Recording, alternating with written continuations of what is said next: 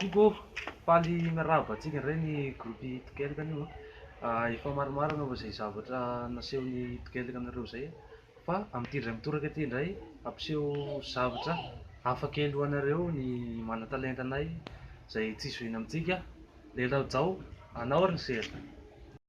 Ya, miarahaba tompoko lahy, miarahaba tompoko vavy, ankasitrana ny jiaby zay mpanaraka ny tokelaka.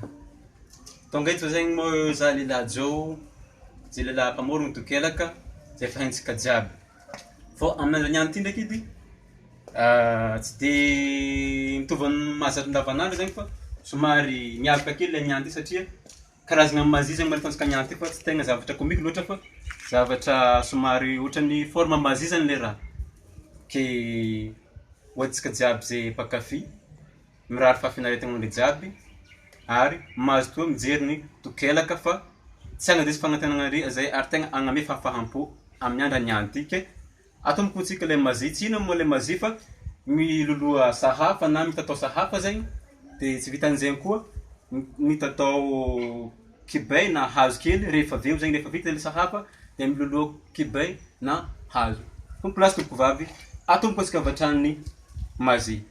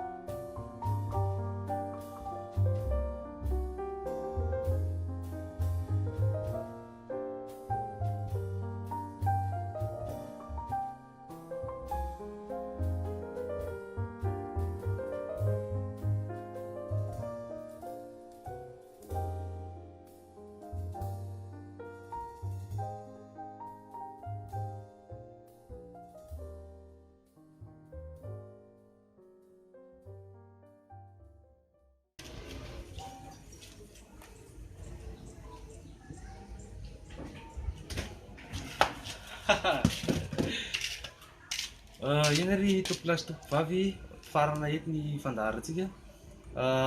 Toy ireny ny talentany gropy Tokelaka ary mbola tsy ampafiriny akory iny fa mbola maromaro no zava-baovao asehony ianareo fa izay aloha zany anio mandram-piaona ary manentana antsika hatrany hanaraka ny gropy Tokelaka. Sorry tompolahy mampisitraka tompovavy. Eia! Uy, tsara tatoa misy talenta. Mivolagna anao. Zakony. Eia! Uy, tsara tatoa misy talenta. Mivolagna anao. Zakony.